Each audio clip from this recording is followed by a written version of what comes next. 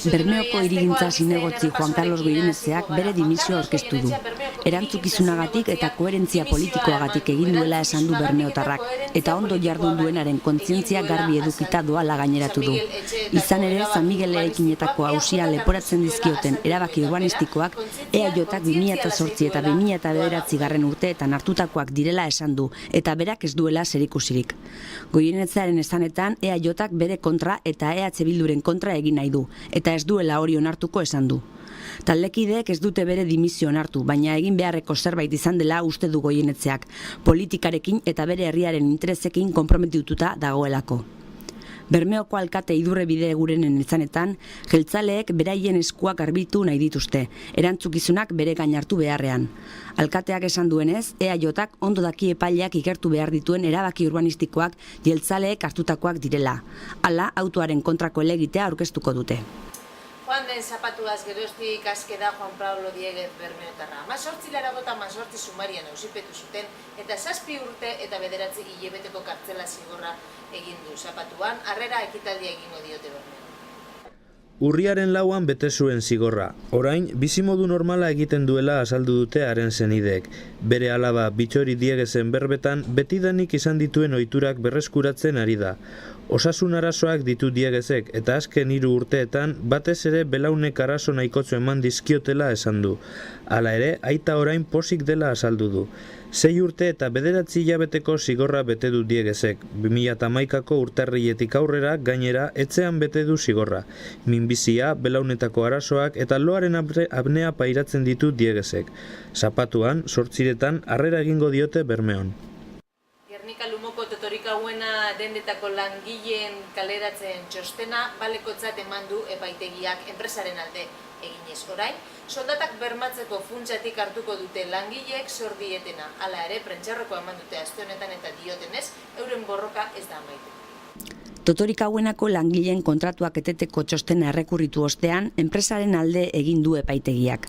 Hala, langile horiek ez dute epaileen argudioekin bat egiten, diotenez, alde batetik egindako alegazioak baino ez dituztelako kontuan hartu. Azken batean, langileek diotenez, enpresariek ez dute inolako kalterik pairatuko, eta langileek bezala, ugasabek ere, soldatak bermatzeko funtsaren dirua jasoko dutela kritikatu dute Totorikauenako beharginek. Kaleratzeengatik kalte ordainik ez dute jaso Totorikauenako beharginek eta soldatak bermatzeko funtsak gehienez 18.000 euro ordainduko dizkie enpresan 40 urte eman dituzten langileei. Bitartean baina zuhur mantenduko direla ohartarazi dute eta bereien borroka ez dela amaitu.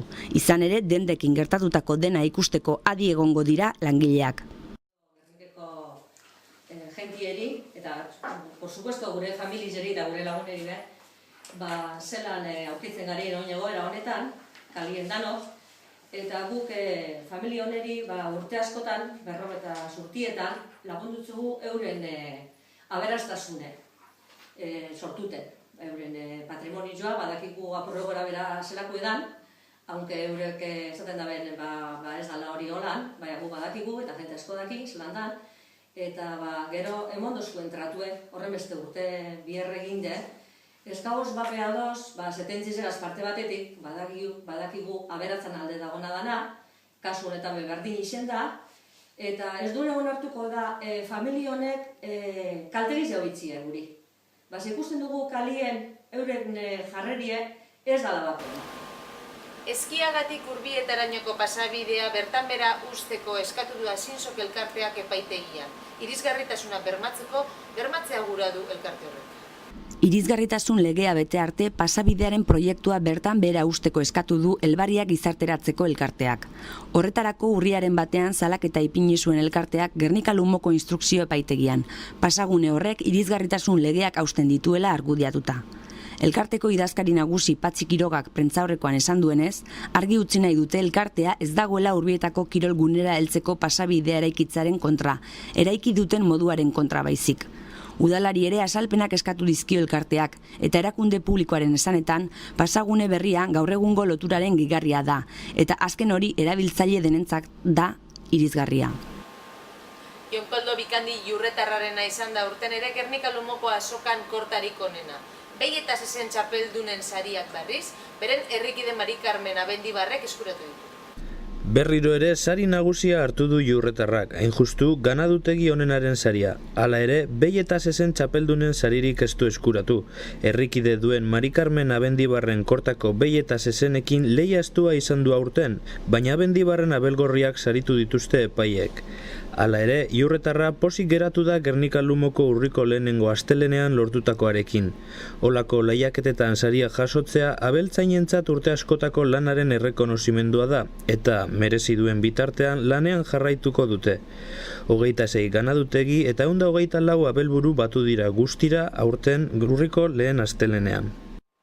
Asteburuari begira arralia hartuko du Gernika Lumok barikoan eta zapatuan. Bermeon berriz, jaialdi solidarioa egingo dute orain bai fitness klubak antolatuta. Batzen duten dirua, Aspanovas elkarteari emango diote. Gure partetik besterik ez datorren astean izango gara berriro zuekin bitartean gogoratu busturialdea.itza.info atarian izango duzuela azken ordukoen berri. Ondo izan.